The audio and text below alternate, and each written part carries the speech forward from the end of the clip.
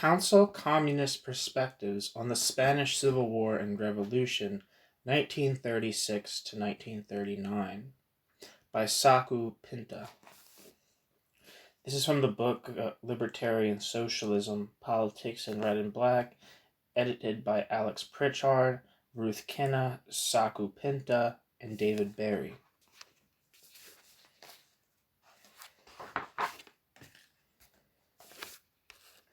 Introduction. Council communism is often regarded as a current within the revolutionary Marxist tradition that bears a close resemblance to what some now refer to as class struggle anarchism, and is routinely considered to belong to a broader libertarian communist tendency. Insofar as those anarchist currents which embrace of revolutionary class politics are delineated from individualist or other variants, the common emphasis on direct action and forms of self-organization as the prefigurative organs of revolutionary change, distrust of bureaucracy and officialdom, and critique of both reformism and Bolshevism, all lend credence to suggestions of convergent perspectives between councilism and the class struggle anarchisms. Moreover, much like the broadly defined anarchist tradition, council communism became submerged during the Second World War and overshadowed during the political climate of the post-war bipolar system, only to resurface with the upsurge of anti-systemic movements of the New Left and the post-68 era.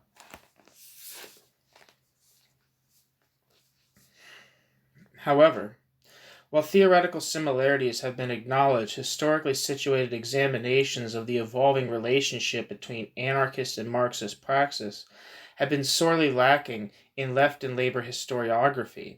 An approach sensitive to historical conditions and concrete political manifestations may provide some insight into the relationships between the red and black, largely missing from what strictly analytical or normative approaches can tell us. Moreover, they may also serve as correctives to simplistic treatments, counterposing a singular capital M Marxist bête noire to a more varied and robust anarchism, or vice versa. Indeed, the view of ideologies as dynamic, conceptual products of their social, political, and economic environments, morphing in relation to changed circumstances, is an approach gaining ground in contemporary political theory.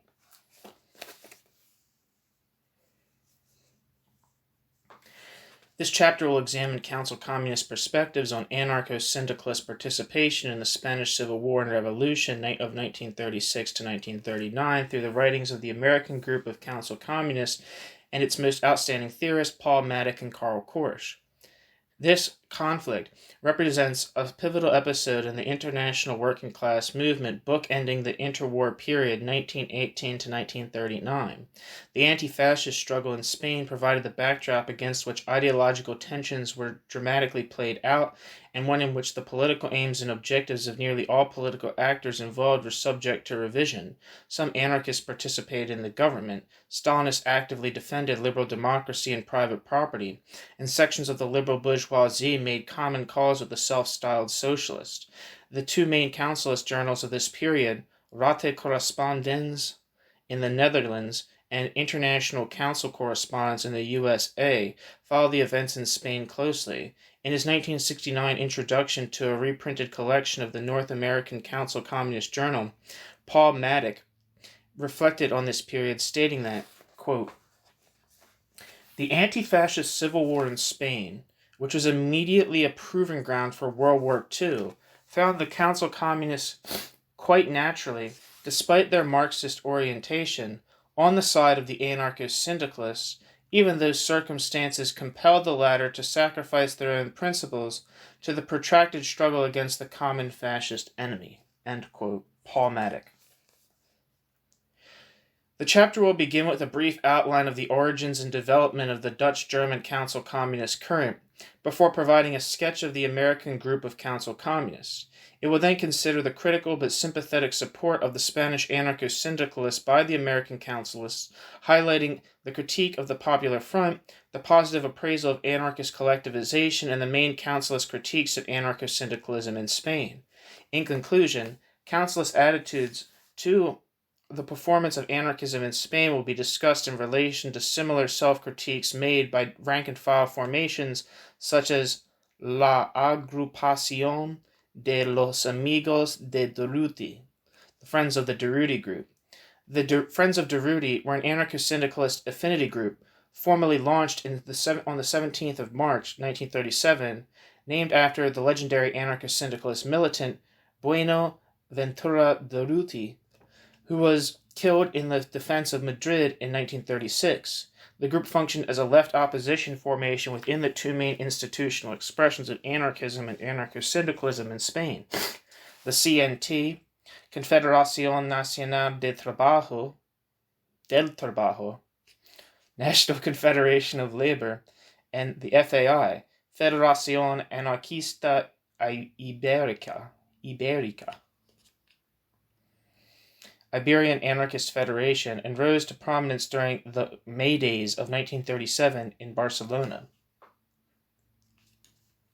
Beyond strictly historical interest, the Councilist critical appraisal of the revolutionary movement in Spain and its counterpart within the radical left of the CNT-FAI reveals a series of common considerations between revolutionary anarchisms and Marxisms with regard to the dynamics of revolutionary struggle, the limitations of anti-fascism within the framework of liberal democracy, internationalist perspectives on the risks and benefits of extending isolated national or regional revolutionary struggles beyond their frontiers, the relationship between mass-based working-class organizations and avant-garde political groupings in pre- and post-revolutionary periods, and finally, the very thorny question of what exactly is meant by taking power.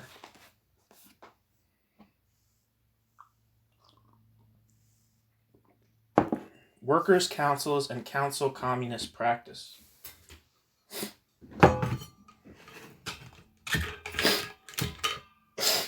I'm sorry, I sound disgusting. Well, I should have blown my nose before I started this thing, but time is of the essence. I was just so eager to read this that I couldn't stop to blow my nose. The Dutch-German council communist tendency represents one of the most significant and original revolutionary Marxist tendencies of the interwar period. The best-known council communist theorists include Anton Pannekoek, Paul Maddock, Hermann Gorter, and Otto Ruhle, while arguably the most famous and controversial councilist activist, Marinus van der Lubbe, was responsible for setting the fire that destroyed the Reichstag building in February 1933 as an act of protest against the Nazis. In the early 1920s, the council communism had a mass audience and considerable influence within the Dutch and German working class movement. The centerpiece of council communist theory is the notion that workers' councils constitute the main unit of revolutionary working class struggle and the basis on which post-capitalist arrangements should be constructed. In his Workers' Councils, the book, one of the most widely read expositions of council communist ideas, Anton Pannekoek described councils as forms of working-class self-organization rooted in the myriad organs of production. These councils typically created in the situations in which workers attempted to wrest control of their workplaces and communities would replace parliamentary political institutions and the state with collaborating bodies of recallable delegates responsible for democratically administering production as well as activity in other spheres.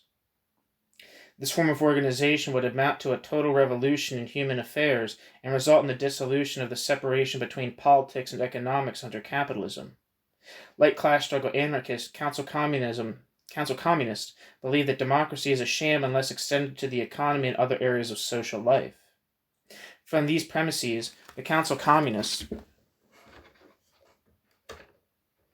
developed a critique of bureaucracy and mediated forms of political action as running directly counter to the emancipatory aims of the workers' movement. As Rachleff wrote in his 1976 study of councilist history and political theory, councilists, quote, the councilists rejected the party structure because it recapitulated the capitalist division between mental and manual labor, between order givers and order takers. With their emphasis on the importance of the connection between the means and ends of the class struggle, they recognized that socialism, worker self-management of production and society, cannot be achieved through a form of organization that hindered self-emancipation. Rather than stimulating the capabilities of workers, parties function to stifle them. End quote. Council Communists also rejected the trade union form for similar reasons, arguing that conventional unions had failed as instruments of revolution, being integrated into the functioning of advanced capitalism as agents of social control and collaborationist capital-labor mediation. By acting above or on behalf of the workers, the councilists reasoned that both trade union and party officials restrained and usurped the creative potential and agency of the working class. In doing so, a bureaucratic stratum formed, developing and defending its own privileges and class interests as the managers rather than the gravediggers of capitalism. These hierarchical organizations were argued to be obstacles to human emancipation, a goal that could only be realized through collective social action and institutions powered, quote, from below.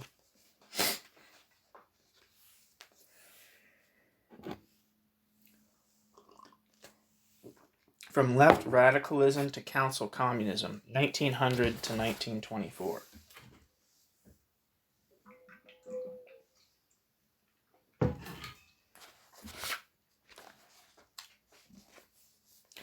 The ideas outlined above were not considered as abstract theoretical positions. Rather, councilist ideas were informed through the study of mass workers' struggles, particularly in the emergence of workers' councils, Soviets in Russia in 1905, and again in 1917, as well as the appearance of councils in Germany, Hungary, and Italy in the uprisings, factory occupations, military mutinies, and insurrections that swept Central and Southern Europe in the years immediately following the First World War. In Germany and the Netherlands, council communist practice originated in the early 20th century from a radical left minority in the German Social Democratic Party and the Dutch Tribunist group, both of whom collaborated extensively. Perhaps the most important proponent of this radical left faction was the German-Polish revolutionary Rosa Luxemburg.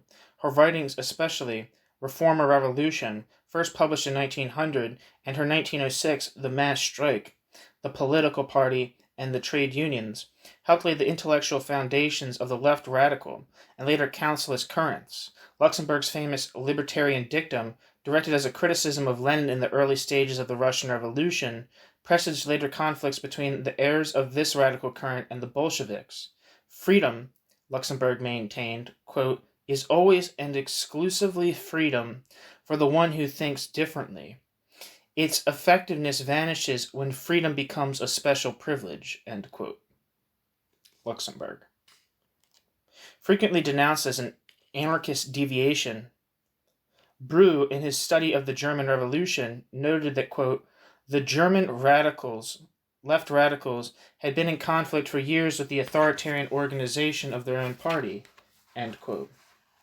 Intra-party divisions within the social democratic camp came to a head during the crisis when the political left, provoked by the First World War, and at a later stage the overall reconfiguration of the international working class movement in the years following the Russian Revolution in 1917. Those who had maintained anti-war positions and had welcomed the revolutionary events in Russia formed the Communist Party of Germany, KPD. Similar to many Western European communists, the majority of this party held anti-parliamentary and anti-trade union positions, perhaps initially taking Lenin's early 1917 revolutionary writings at face value, like his April Theses or State and Revolution, much as many Russian and international anarchists had done during the October Revolution. Workers and intellectuals in the Dutch-German communist movement argued that the Russian communists had revealed the emancipatory potential of the workers' councils.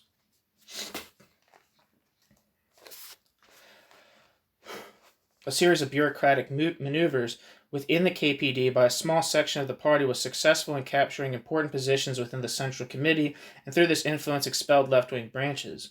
The strategic aim of these expulsions centered around efforts to attract members of other, more moderate parties to the KPD in the hope of building a mass party. The insistence of the Communist International for all affiliated parties to participate in electoral campaigns in the national parliaments, as well as to work within the trade unions in order to radicalize the trade unions, were all divisive issues for many Western communists. For the Dutch-German communist left, the function of the trade unions and the political parties had already been called into question from the performance before, during, and after the war. In response, Lenin's 1920 polemic, Left-Wing Communism and Infantile Disorder, explicitly aimed at destroying the influence of the anti-parliamentary and radical sections of the communist movement in Western Europe. Expelled sections of the KPD regrouped to form the German Communist Workers' Party, KAPD, in 1920, and participated as an observer group within the Communist International until the Third Congress of that body in 1921. Although increasingly critical, following the KAPD exit from the Comintern, councilists engaged in a much more detailed critique of Bolshevism and the Soviet Union.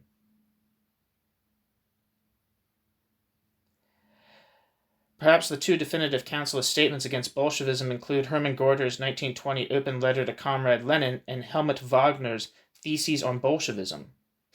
Both writings expressed the view that conditions in Western Europe precluded the adoption of parliamentary and unionist methods for revolutionary ends. Wagner's analysis of Bolshevism, which became the standard councilist view, further argued that the Bolshevik Party had carried out a bourgeois revolution in a predominantly agrarian society rather than a proletarian revolution against the remnants of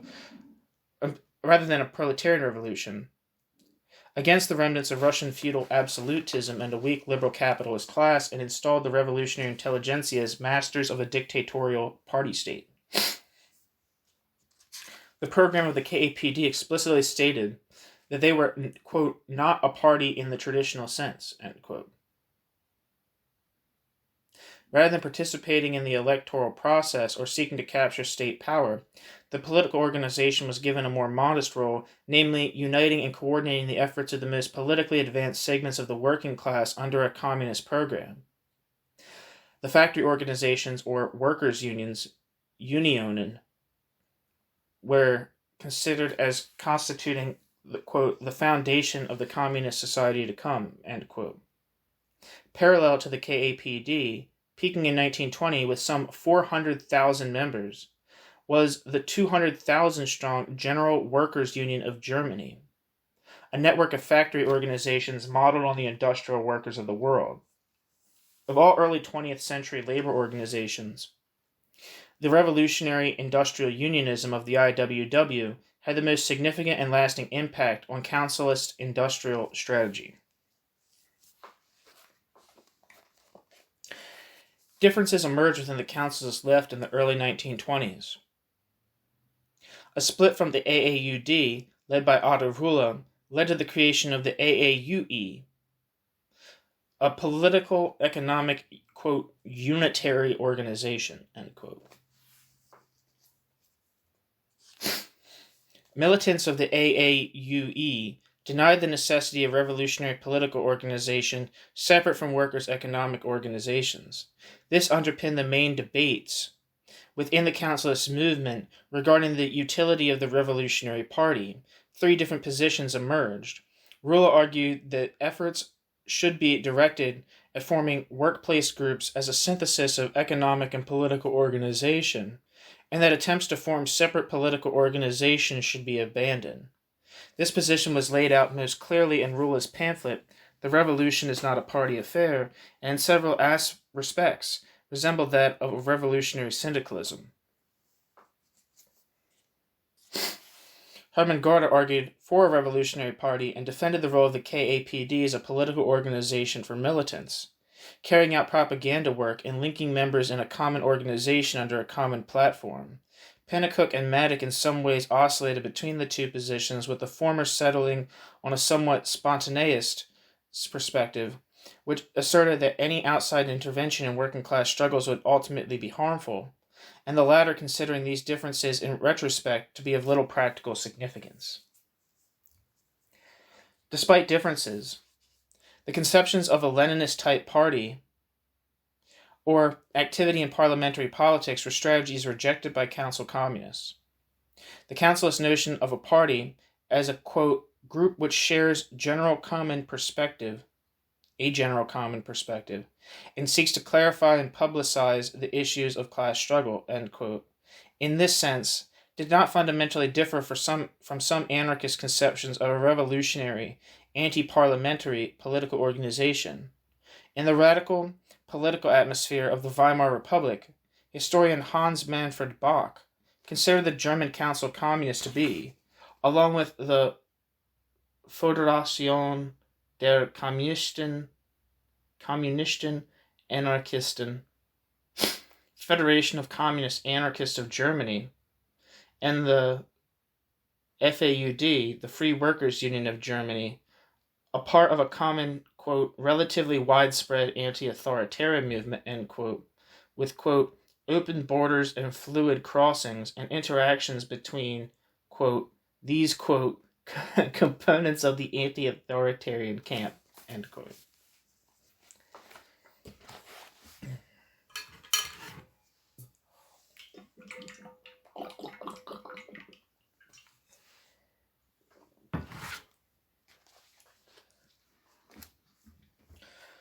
Post-1924 Council Communism in the United States. By 1924, the combined membership of councilist organizations in Germany had dwindled to some 2,700 active militants. Those who remained committed to advanced social revolutionary perspectives focused primarily on developing theory and carrying out propaganda and educational work. One such group was the American United Workers' Party, later renamed the Group of Council Communists, formed in 1934 through the initiative of Paul Maddock. Paul Maddock, a former KAPD and AAUD worker intellectual, emigrated to the United States in 1924, first moving to Benton Harbor, Michigan, later settling in Chicago, Illinois in 1927. Bonacci writes that the German radical emigres like Maddock, quote, saw the U.S. as the strongest capitalist country with the most radical labor tradition, the industrial workers of the world, providing the ideal conditions for the rapid development of that class of autonomy, which in Europe had been handicapped by capitalism's structural backwardness and by the labor movement's tradition of reformism. End quote. Bonacci. Indeed, Maddock attributed the formation of autonomous councils of the unemployed in the USA during the Great Depression as creating the conditions for the emergence of a council communist movement in that country. Prior to the formation of an explicitly councilist organization, organizing and propaganda related to unemployment issues was conducted through the IWW. Maddock was an active member and drafted a German-language revolutionary program for the Union in 1933, based on the theories of Henrik Grossman. The death crisis of capitalist system and the task of the proletariat, which did not make the impact Maddock had anticipated. In 1931, Maddock attempted to revive the Arbeiter Zeitung newspaper in Chicago, a German-language radical publication famously associated with the Haymarket martyrs. As the movement of the unemployed declined, Maddock left the IWW and regrouped with other council communists, Wobblies, members of the left-wing faction of the American Proletarian Party, and unemployed workers in 1934 to create the United Workers' Party. This group, with members based in Chicago, Buffalo, Washington, D.C., and New York, functioned primarily as, quote, propaganda organizations advocating the self-rule of the working class, end quote. The party's manifesto, Worldwide Fascism or World Revolution, outlined the role of the party similar to that of the KAPD.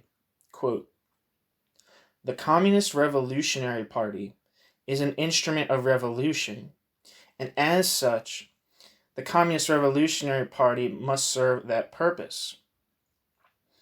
It has no interest separate from the working class, but is only an expression of the fact that minorities become consciously revolutionary earlier than the broad masses. It does not look for power for itself or for any bureaucracy, but works to strengthen the power of the workers' councils, Soviets.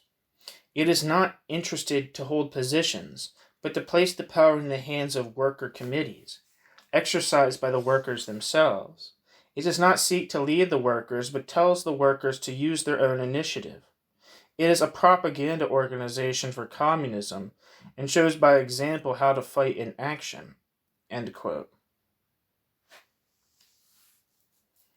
In October 1934, the UWP began publishing International Council Correspondence. Maddock, who edited the journal, characterized it as a forum for discussion, unhampered by any specific dogmatic point of view, and open to new ideas that had some relevance to the council movement." End quote. Soon after, in 1936, the United Workers' Party changed its name to the Group of Council Communists. They explained that since the UWP, quote, was not a party in the traditional sense, the retention of the word has led to a lot of needless misunderstandings, end quote. In 1938, the journal changed its title to Living Marxism, and in 1942, the title was changed to New Essays. The name changes did not reflect revisions to the journal's political orientation. A membership decline prompted the first title change to Living Marxism, as the journal did, quote, not promote the growth of the organization, but was practically no more than a vehicle for elucidation of the ideas of council communism, end quote. Maddock wrote that the overall decline of radicalism with the outbreak of the Second World War, quote, made the name Living Marxism seem rather pretentious, as well as a hindrance in the search for a wider circulation, end quote. And the journal appeared as New Essays until it ceased publication in 1943. Aside from Maddock, Karl Korsch, a Marxist intellectual who emigrated to the USA in 1936, was perhaps the most prominent regular contributor to the journal. The writings of key figures in the European Council movement like Anton Pannekoek and Otto Ruhle appeared regularly, as did translations from their Dutch sister publication, Rata Correspondence. In keeping with their open attitude to other working class groups, the journal had published contributions by other figures on the radical left, notably an article by Max Nomad, formerly a follower of Jan Vaclav Machajski. He's talked about a lot in. Never mind. He was the guy who's like one of the really big critics of. I can't pronounce his name, but I know what it was about. Machajski, I think that's how you say his name. Machajski, was one of the main critics of the division between intellectual and manual labor within the labor movement, between those who led and those who were led. Anyway, let me repeat that sentence, sorry. Just wanted to show how cool and smart I am. In keeping with their open attitude to other working class groups, the journal had published contributions by other figures on the radical left, notably an article by Max Nomad, formerly a follower of Jan Machajski, and Daniel Guerin's, quote, Fascist Corporatism, a translation from the revolutionary syndicalist journal, La Révolution Prolétarienne.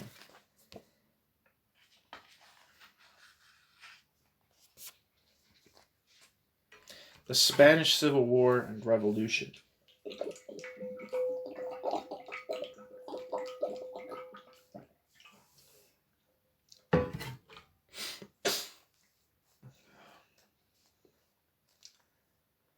The events surrounding the Spanish Civil War are well known and documented, and there is no need to go into any great detail into the causes and outcomes of the conflict. Of note, however, is the way in which the conflict has generally been portrayed, namely as one between fascism and democracy. The fact that a mass-based revolutionary movement exerted considerable influence, particularly in anarchist-dominated areas such as Catalonia, is not figured prominently in the literature on the Spanish conflict until recent times. Conversely, the existence of this revolutionary element at the time was actively concealed in the interest of advancing the aims of Soviet foreign policy. For the American councilists, the revolutionary element and the tensions within the Popular Front were central to any understanding of events in Spain. Between October 1936 and April 1939, international council correspondence and its later incarnations read no fewer than 8 articles and 3 book reviews directly related to the conflict in Spain, in addition to a reprinted appeal from the CNT-FAI for international class solidarity. Of the articles, a total of 5 were written by Paul Maddock, 1 by Helmut Wagner, and 2 by Karl Korsch. The extensive coverage of the Spanish conflict within the pages of international council correspondence is all the more notable given the lack of information from a revolutionary perspective outside of Spain and in particular North America. The, quote, the conciliatory approach towards the CNT, end quote, positioned the journal as a mediator between the sometimes uncritical support for the Popular Front by some anarchist groups and the routinely inflexible approach displayed by some left communists. Unlike some councilist-oriented organizations, there was no evidence to suggest that the American group of council communists had any physical presence in Spain during the war in the militias or as journalists. Anti-fascism, revolution, and the reaction.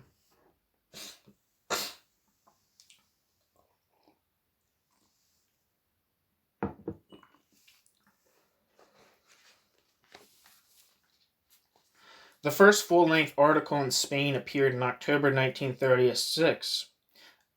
The first full-length article in Spain appeared in October 1936. Less than 4 months after General Franco launched his military rebellion against the Second Spanish Republic. Written by Paul Maddock, entitled The Civil War in Spain, this essay constituted the full issue of International Council Correspondence.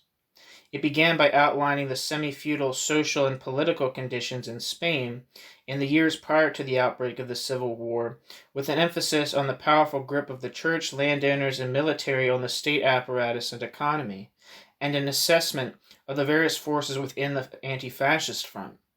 Semi-feudal conditions, argued Maddock, retarded the development of capitalism in Spanish industry and agriculture, as well as the emergence of an effective liberal democratic reform movement which could impose modern capitalist relations on the feudal interests, the working class, and peasantry. Despite the electoral victory of the Popular Front coalition of the Liberal and Parliamentary Labor parties in 1936, the weakness of the Spanish liberal bourgeoisie was further exposed. Moderate government policy and land, labor, and education reforms alienated the traditional Spanish ruling elite and did little to ease tensions or placate the increasingly revolutionary class movement. The reaction, wrote Maddock, quote, simply realized that any concessions which the bourgeois government made to the workers had to be made at the expense of the reactionary elements, end quote.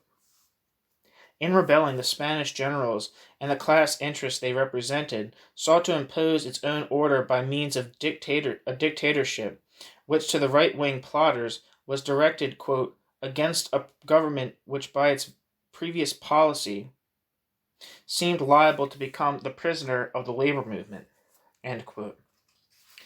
The conflict that ensued pitted the reaction against anti-fascist forces, was characterized by political fragmentation, but nonetheless polarized competing elements into two camps. Maddock asserted that, quote, no doubt, the struggle for the power in Spain is between 3 different tendencies. Practically, however, the struggle has as yet been confined to one between fascism and anti-fascism. The reactionary forces taking up for fascism are confronted by those of a bourgeois democratic and social reformist caste, though at the same time by a movement aiming at socialism, so that each individual group is fighting against 2 tendencies, fascism against democracy and revolution, this democracy against fascism and revolution, and the revolution against fascism and bourgeois democracy, end quote. Maddock noted that while divergent trends coexisted within the anti-fascist camp, the immediate threat that the reaction posed compelled these forces to unite as a matter of survival, just as the fascists concerned themselves with the class aspirations of workers rather than on differences in their organizations and policies. Quote, neither the groups of fascists nor those of the workers are allowed the time or opportunity to go their own special ways, and it is idle to ask whether the Spanish workers under the present conditions should fight against fascism or for bourgeois democracy or not, end quote. Maddock. Matic perceptively speculated that, quote, in case the reaction should be struck down, then the struggle of the bourgeois democratic forces against those which are aiming to set aside the exploitation society must again come into the foreground, end quote. In other words, the frictions within the anti-fascist front would, due to irreconcilable interests and objectives, come into conflict sooner or later. Frictions, quote, which must become the greater the longer the Civil War is drawn out, since in such conditions the real socialization is bound to spread and the social reformist forces challenged to greater resistance, end quote. With these considerations, Matic turned to an analysis of the different factions within the anti-fascist front. Spanish social democracy was characterized as, quote, the left wing of the bourgeoisie, end quote, politically concerned with maintaining parliamentary and capitalist institutions. The small but disproportionately influential Spanish Communist Party maintained a similar outlook, having, quote, given up every policy of its own other than that of further attenuating the workers' struggle. Like the social democracy, the Spanish Communist Party wants nothing more than to defend capitalist democracy against fascism, end quote. If the Spanish Socialist Party represented a center-left position in the Popular Front, the communist sections were to the right of it, and on the political spectrum. Only the dissident Marxist PUM, Partido Obrero Unificación Marxista, Workers' Party of Marxist Unification, of the Popular Front forces could be considered to be the carriers of genuine Leninist or Bolshevik positions, advancing a program of state ownership of the economy similar to that of the Soviet Union. Of the Spanish anarchists, Matic wrote, quote, over these Marxist, in quotation marks, organizations, which have nothing more in common with Marxism than the name, stands the anarcho-syndicalist movement, which, even though it has not the organized strength of the Popular Front parties, can nevertheless be rated as their worthy adversary, capable of bringing into question the aspirations of the pseudo-Marxist state capitalists. End quote. Matic. The development of anarcho-syndicalist federalism in Spain was considered by Matic to be a product of the disorganization of the ruling class, divided between liberal democratic and reactionary elements, and uneven in regional industrial concentrations in Spain, meaning less emphasis on centralized control and direction of the movement. Quote, the localizing of the workers' manifestations was an inevitable product of the circumstances that only industrial oases existed in the feudal desert.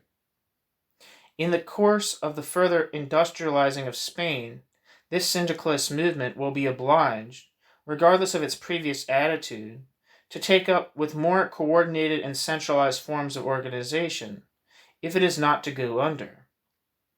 Or, possibly, the centralistic control and coordination of all political and economic activity will be imposed overnight by a successful revolution, and in these circumstances, the federalistic traditions, which would be of enormous value,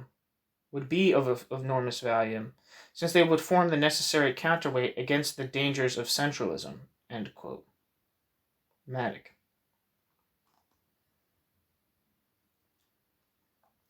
Combining centralism and federalism was not understood by Matic or other councilists as being contradictory.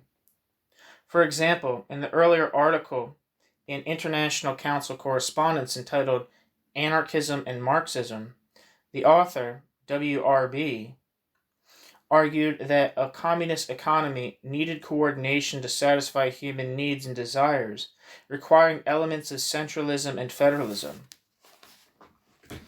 Autarkic, totally self-sufficient units were deemed at best to be unfeasible, and at worst could develop, quote, competitive tendencies if autonomous communes engaged in exchanging surplus products with other communes. Decision-making power in a communist society would have to be as decentralized and federative as possible, as a corrective to the formation of bureaucracy, thus a combination of centralized industrial coordination and federal decision-making and control. While the CNT Sindicatos Únicos, or industrial unions, sought to remedy the decentralized craft or trade union structure, Daniel Guerin and others have also criticized some of the, quote, rather naive and idealistic, end quote, conceptions of a localist libertarian communism expressed by Isaac Puente and dominant in the 1936 Saragossa CNT conference along the same lines. Guerin, in fact, explicitly rejected Puente's notion of libertarian communism as a, quote, infantile ideal of a jumble of, quote, free communes at the heart of the Spanish CNT before 1936. This soft dream left Spanish anarcho-syndicalism extremely ill-prepared for the harsh realities of revolution and civil war on the eve of Franco's putsch, end quote. Guerin. Overall, Maddock praised the self-organized nature of the CNT and its rejection of both parliamentarism and Soviet-style state capitalism.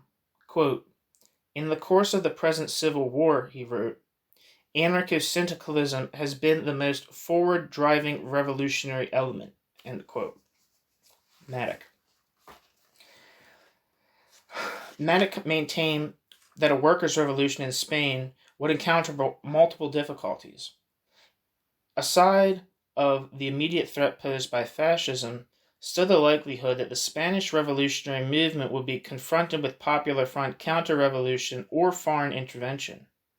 To be successful, Maddock held that the revolutionary workers had to encompass an internationalist outlook and extend the revolutionary class struggle beyond its national boundaries, instigating insurgent movements in neighboring France and North Africa in particular.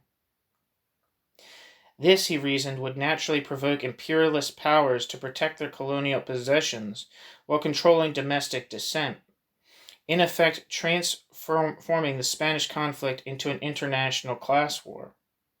Maddock's view on this was nearly identical to that of Italian anarchist militant Camillo Berneri. Chomsky summarized Berneri's position, quote, Berneri argued that Morocco should be granted independence and that an attempt should be made to stir up rebellion throughout North Africa. Thus, a revolutionary struggle would be undertaken against Western capitalism in North Africa and simultaneously against the bourgeois regime in Spain, which was gradually dismantling the accomplishments of the July Revolution, end quote. Chomsky. In proposing such a strategy, Berneri hoped that Franco's base of military support in North Africa would be severely weakened and that the response by Western capitalist nations would help ignite revolution outside of Spain. Aside from extending the struggle outside of Spain, according to Maddock, a political anti-fascist struggle would only bring limited returns, at best ushering in Soviet-style state capitalism. Sorry, my mind just went totally blank. We got to step back a few sentences. In proposing such a strategy, Berneri hoped that Franco's base of military support in North Africa would be severely weakened and that the response by Western capitalist nations would help ignite revolution outside of Spain. Aside from extending the struggle outside of Spain, according to Maddock, a political anti-fascist struggle would only bring limited returns, at best ushering in Soviet-style state capitalism. So a broader anti-capitalist struggle was necessary. Quote, the workers' struggle must be directed not exclusively against fascism, but against capital in all its forms and manifestations, end quote. In the next issue of International Council Correspondence, Maddock wrote a shorter follow-up article entitled What Next in Spain? Here, Maddock underscored his previous assertion that the revolutionary movements in Spain faced major obstacles and hostilities from the imperialist powers. quote, the extent of the Civil War, the anarchist element in it, allowed for the possibility that in Spain capitalism itself may be wiped out. This would have meant the open intervention of many capitalist powers in Spain and a sudden clash of imperialist interests which probably would have marked the beginning of the World War. End quote. Maddock. The Russian intervention, claimed Maddock, had put the anarchists at a disadvantage and severely limited the scope of their activity. Quote, recognizing that Franco would win, in case help from outside was denied to the loyalists, the anarchists had to accept the Russian bribe and domination of the anti-fascist front, which automatically worked against the anarchists. End quote. Maddock. In this early stage of the war, Maddock reiterated his position that a joint struggle against fascism was unavoidable. Quote, all political organizations had to fight Franco and postpone the settlement of all other questions. It would be foolish to blame the revolutionary groups for one or the other wrong step, as even a correct policy would have meant nothing, and continued that, quote, circumstances force the policies of the anarchists, not their own decisions, end quote. Paul Maddock.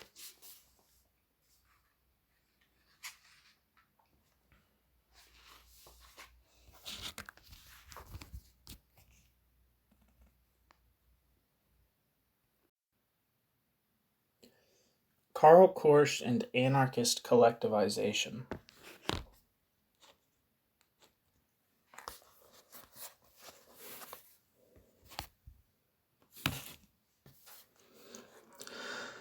Korsch's major contribution to the Councilist perspectives on the war and revolution in Spain was his positive assessment of the anarchist attempts at collectivizing the economy, which he outlined in two articles, Economics and Politics in Revolutionary Spain and Collectivization in Spain, both published in 1938 as the prospects of an anti-fascist victory appeared slim.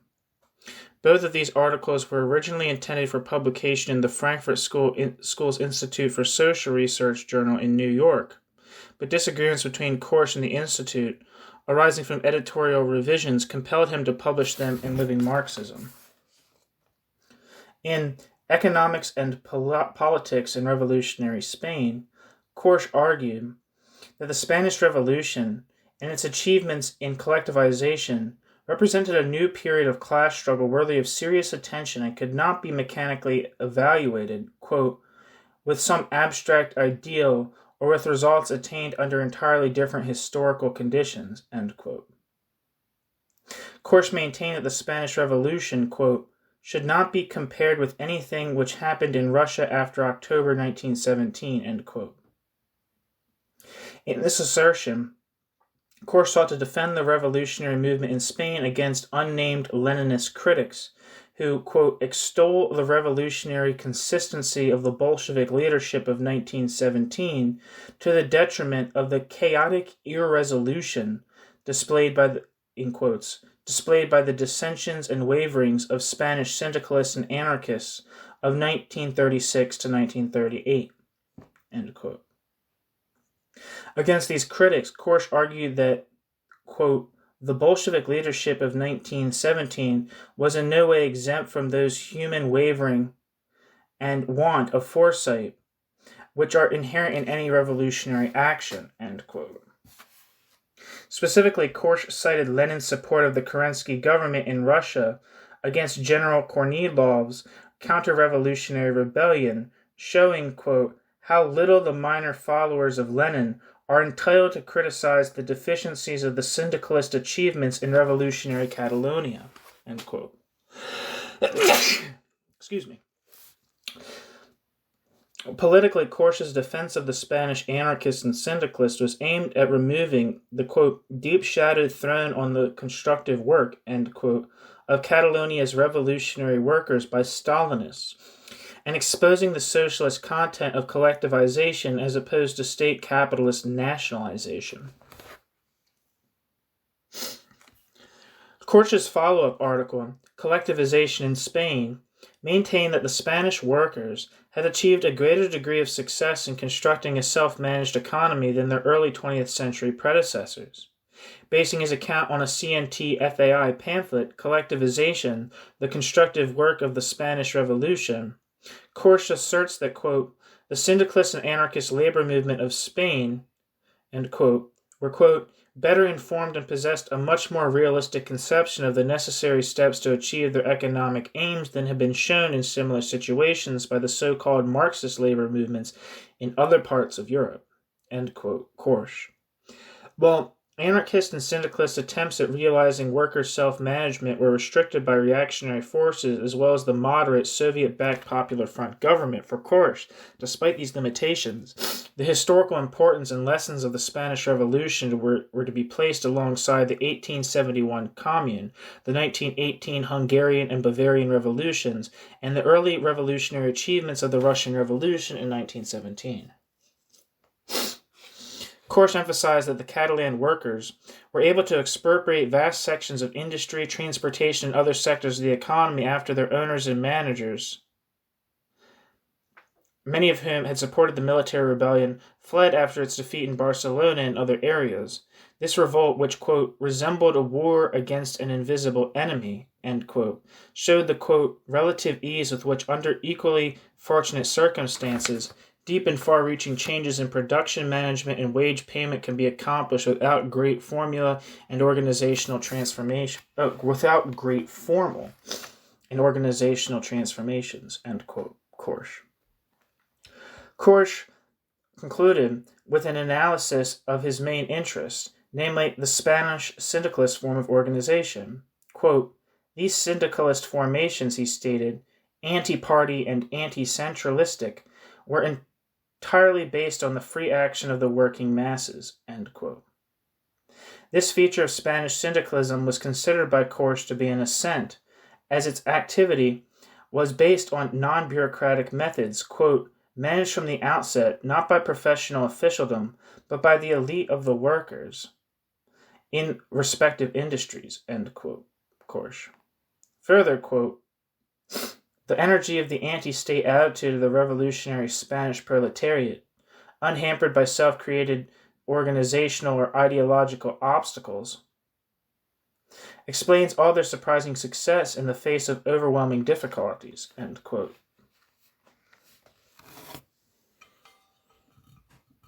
Problems of political organization.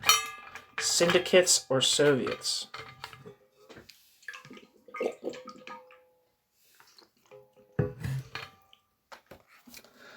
While acknowledging the difficult circumstances in Spain during the years of the Civil War, and importantly, circumstances which compelled the CNT-FAI to participate in the Popular Front government, both Maddock and Korsch also criticized anarchist attitudes towards political organization and, or perhaps more accurately, the separation of the political from the economic in the revolutionary period. For Korsch, this was the single most important lesson, not only of the Spanish Revolution, but of the entire post-First World War revolutionary period. Quote, the very fact that the CNT and FAI themselves were finally compelled to reverse their traditional policy of non-interference in politics under the pressure of increasingly bitter experiences demonstrated the vital connection between the economic and political action in every phase, and most of all, in the immediately revolutionary phase of the proletarian class struggle. This, then, is the first and foremost lesson of that concluding phase of the whole revolutionary history of post-war Europe, which is the Spanish Revolution. End quote. Korsch. In keeping with Councilist perspectives on emergent social forms that developed through the revolutionary process, Korsch's critique underscored the position that revolutionary organizations cannot be formed prior to a revolutionary period and must develop in accordance with the tasks at hand by placing all power in the workers' councils rather than maintaining traditional leadership roles in sectional interest. In a review of anarchist Diego Santillán's After the Revolution, Maddock also gave a clear picture of the function of syndicates formed in a pre-revolutionary period, and the problems associated with maintaining this organizational form in a revolutionary period. Quote, "It must be borne in mind that syndicates, including the anarchist CNT, are pre-revolutionary organizations which are organized principally to wrest concessions from the capitalist class. In order to do this most efficiently, a staff of organizers and apparatus was necessary. This staff became the new bureaucracy, its members the leaders and guides." End quote. Maddock.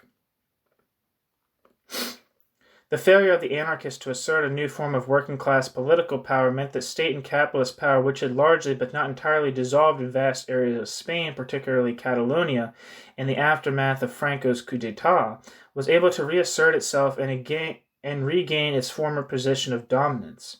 This also meant that, in the absence of an alternative political-economic framework, the CNT-FAI were ultimately forced to compromise their anti-statist principles by entering the government.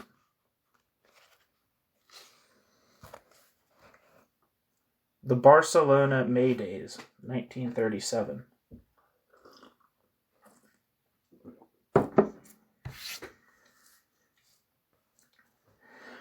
Ultimately, in May 1937 in Barcelona, the logical end of this compromise between the CNT-FAI and the Popular Front government culminated in the defeat of the workers' movement. This historical moment revealed the tensions within the broad Republican camp in the struggle against fascism and the divergent strategies in conducting the war on the economy. Quote, "No historical episode," claimed historian Bernat Bulletin, "has been so diversely reported or defined." End quote. For the anarchists and the POUM, the May Days were simply a response from the working class to communist provocations. Bulletin observed that few accounts of May 1937, quote, "were reconcilable, which partially explains why the May events, despite numerous attempts to clarify them, are still shrouded in obscurity." End quote. Tensions began in early April when the PSUC, Partit Socialista Unificat de Catalunya, Unified Socialist Party of Catalonia, the only Comintern-affiliated organization in Catalonia, and the UGT, the Union General de Trabajadores, General Union of Workers, a union aligned politically with the PSUC, announced a victory plan for Catalonia, seeking to create a regular army in the region, nationalize war industries and transport, create an internal government security force, and concentrate all arms and munitions into the hands of the government. In effect, reassert state power and authority in Catalonia. The political assassination of communist officials, Rodríguez Salas and Roldan Cortada and Antonio Martin, the anarchist president of the Revolutionary Committee in Puigcerda, were quickly followed by the seizure of, quote, "frontier posts along the Franco-Spanish border hitherto controlled by revolutionary committees," end quote, dispatched by Finance Minister Juan Negrin from Valencia, the seat of the Popular Front government.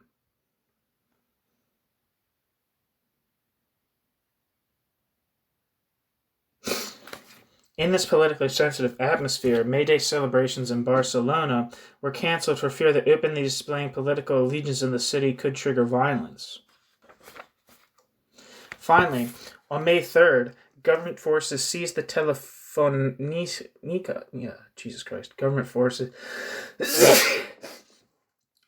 Telefonisa, or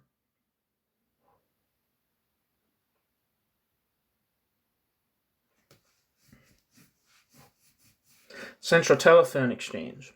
The telephone exchange had been operated by a joint UGT-CNT committee where the, quote, anarchist syndicalists were the dominant force, and their red and black flag, which had flown from the tower of the building ever since July, attested to their supremacy, end quote. The people of the working-class districts of Barcelona, where anarcho-syndicalists were firmly entrenched, were enraged by the seizure of the telephone exchange. Strategically located buildings were quickly occupied and barricades erected. Intense street fighting between armed workers and government forces continued for 4 days. Only after the CNT-FAI leadership appealed for a ceasefire were the barricades dismantled and the workers disarmed. Graham concluded that, quote, the meaning of the May Days was not in the end about, quote, breaking the CNT per se. Its leadership was already a willing part of the Liberal-Republican alliance. Rather, it was about breaking the CNT's organizational solidarities in Barcelona to deprive its constituencies of the mechanisms and the political means of resisting the state. May was about a process of forcible nationalization, in the immediate term about war production, but ultimately about state building through social disciplining and capitalist control of national economic production. End quote. Graham. I believe that's Robert Graham, the anarchist historian.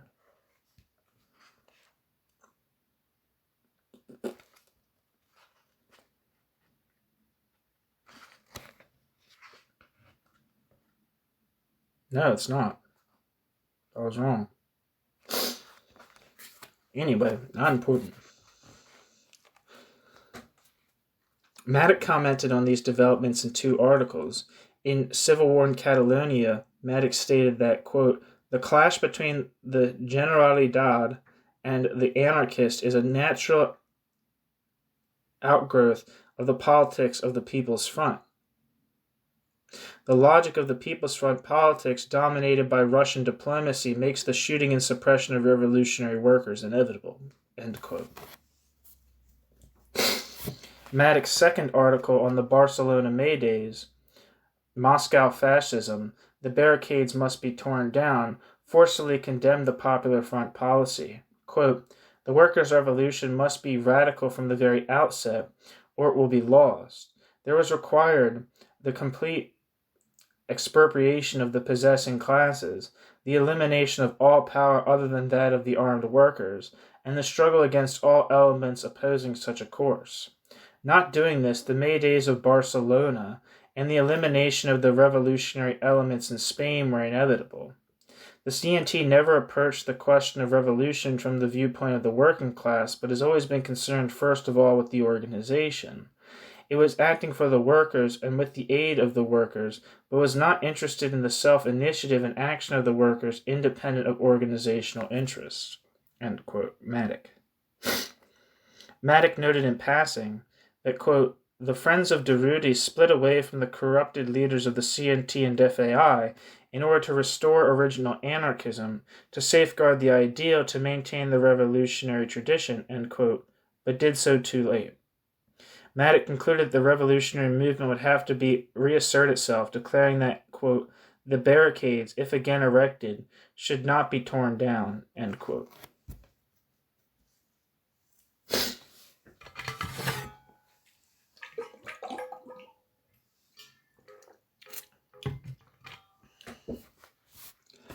The American Councilists, while sympathetic to the cause of the Spanish anarcho-syndicalists, conclusions. The American Councilists, while sympathetic to the cause of the Spanish anarcho-syndicalists, directed two major criticisms at their performance in a revolutionary situation. First, the anarchist workers failed to create unified economic political organs of workers' power in areas in which they clearly held a dominant position and suppressed counter-revolutionary elements. In neglecting to do so, they allowed a weakened state power to re-emerge, culminating in the Barcelona May Days. Second, and related to the first, was a theoretical weakness which recognized the dangers of statist bureaucracy but did not extend this understanding to the syndicates, where the CNT-FAI leadership became gradually separated from the self-organized activity of the working class. These attitudes were tempered by an intimate understanding of the very difficult circumstances and isolation in which the Spanish anarchist movement found itself. Within this historical juncture, these critics, rather than creating a further gulf between Marxist, councilist, and anarchist revolutionary theory, indicate a more considerable sphere of theoretical convergence. This is particularly evident when considering the position adopted by the Friends of Durruti, one of the few organized elements in Barcelona in 1937 which actively discouraged the armed workers from abandoning the barricades. The Friends of Durruti was formed primarily to combat what they regarded as the reformist positions of the leadership of the CNTFAI. The Friends of Durutti formed primarily to combat what they regarded as the reformist positions of the leadership of the CNTFAI and the gradual surrender of the revolutionary gains of July 1936. The two of the most important political decisions which they were opposed were the CNTFAI entry into the Republican Central and Regional Catalan governments and the acceptance of the militarization of the workers' militias under the political direction of the government. On the first point, the rejection of CNTFAI ministerialism, the Friends of Durutti criticized the treason of the CNT leadership in collaborating with elements in the state apparatus who were hostile to the main social revolutionary achievements of the working class movement, particularly the collectivization of large segments of industry and agriculture and the workers' patrols in place of government security or police agencies. That this collaboration was conducted as the only viable option for anti-fascist unity in the war effort was totally rejected by the Friends of Durutti. The war and the revolution were inseparable, and to postpone the revolution was to destroy the morale of the working class base of support which sustained the war effort. On the second point, the reorganization of the workers' militias into a regular army. The Friends of Durutti were not opposed to a coordinated, well-organized military. In fact, the group outlined the basis for such a formation, which they referred to as a, quote, Confederal Army, which they envisaged as being coordinated by, quote, a single collective command, end quote, under the guidance of working-class organizations. What they objected to was the hierarchy, military formalism, and above all the state direction of the military under the guise of being a non-political formation. The Friends of Durutti, while a small grouping inside the CNTFAI, might be said to have some influence beyond their small numbers, and certainly reflected the opinions of the rank and file of those organizations, at least if the spontaneous fighting of the May days is taken as a barometer.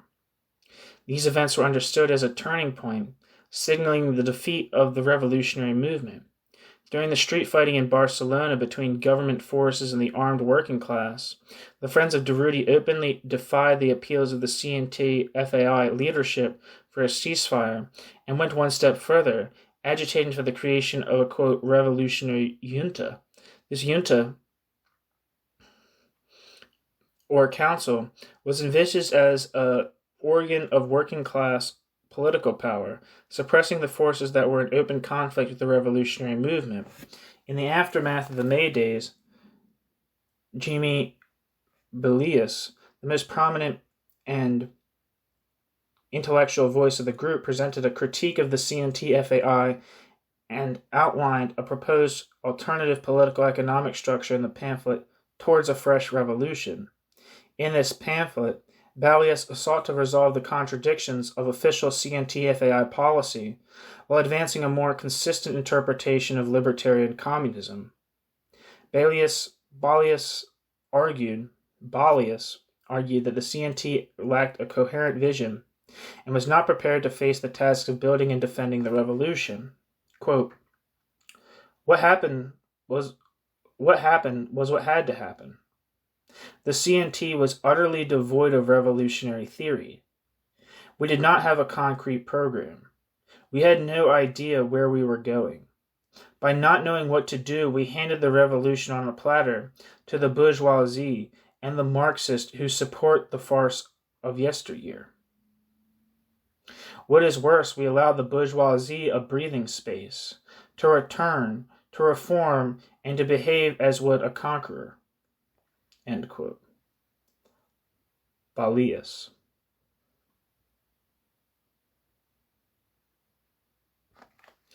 The CNT-FAI, argued Balius, collaborated with the bourgeoisie in the affairs of state, precisely when the state was crumbling away on all sides.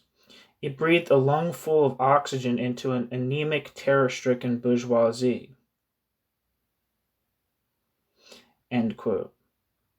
CNT-FAI collaboration with the state then not only violated anti-statist principles, but allowed the Popular Front forces time to revive state power and limit collectivization in Barcelona and other areas. Balius argued that, quote, one of the most direct reasons why the revolution has been asphyxiated and the CNT displaced is that it behaved like a minority group, even though it had a majority in the streets, end quote.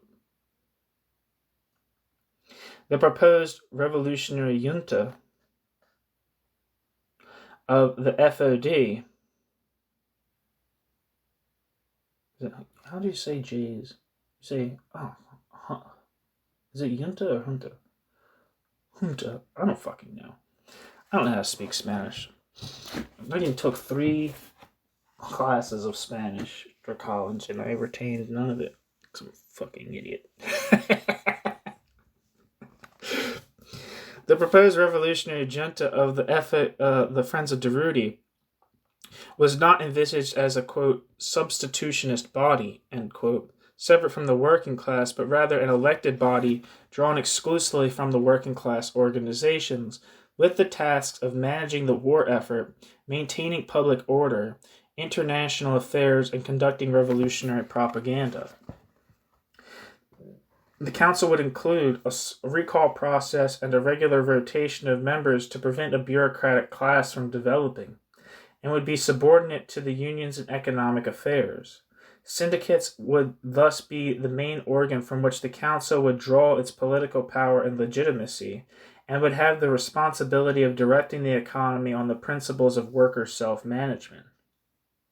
As Balius noted at a later stage, the Friends of Durruti advocated, quote, all power to the syndicates, or unions, rather than Soviets, as the revolutionary committees of the CNT were regarded as possessing the organizational attributes necessary for carrying out libertarian communist reconstruction. Quote, we did not support the formation of Soviets. There were no grounds in Spain for calling for such. We stood for all power to the trade unions. In no way were we politically oriented. The junta was simply a way out, a revolutionary formula to save the revolutionary conquest of July 1936. We were unable to exercise great influence because the Stalinists, helped by the CNT and FAI reformists, undertook their counter-revolutionary aggression so rapidly. End quote. Balius. The Friends of Durruti differed slightly with the councilists on this point. However, in other ways, their self-criticism were nearly indistinguishable from the views of Matic and Korsch. Taking power would mean nothing less than the direction of the economy, war effort, and all other areas by workers' organizations, and the suppression of counter-revolutionary groups by workers' militias directly tied and accountable to these organizations. Halfway measures and compromises with social forces hostile to social revolution would only result in defeat.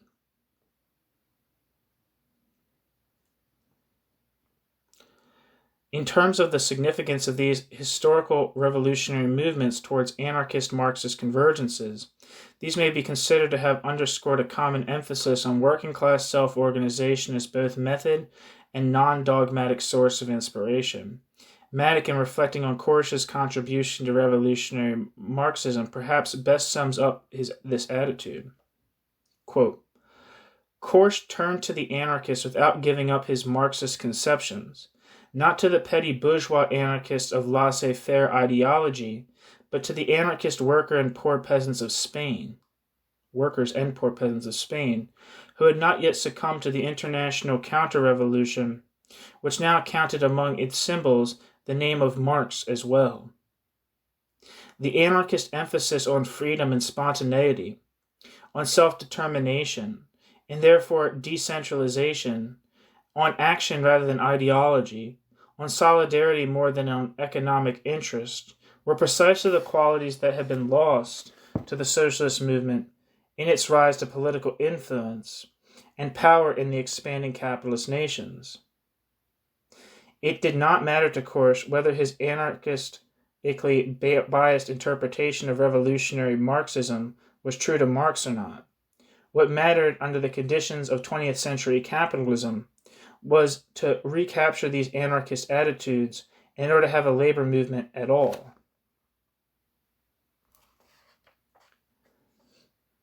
Matic. End quote. Matic. It is on this level that we begin to see some of the broad outlines of a libertarian communist politics in the interwar period, expressed less as a doctrinal system or tradition, but rather as a series of common considerations and political commitments forged during heightened revolutionary periods, and further developed upon reflection in defeat. The workers' councils of the Dutch-German councilists, the revolutionary junta of the Friends of Deruti, as well as the Free Soviets and calls for more coherent forms of political organization by the Machnovshchina in an earlier period, amongst others, reflect a common organizational focus on forms of workers' autonomy and a view to generalizing these emergent social forms as the basis for a free society.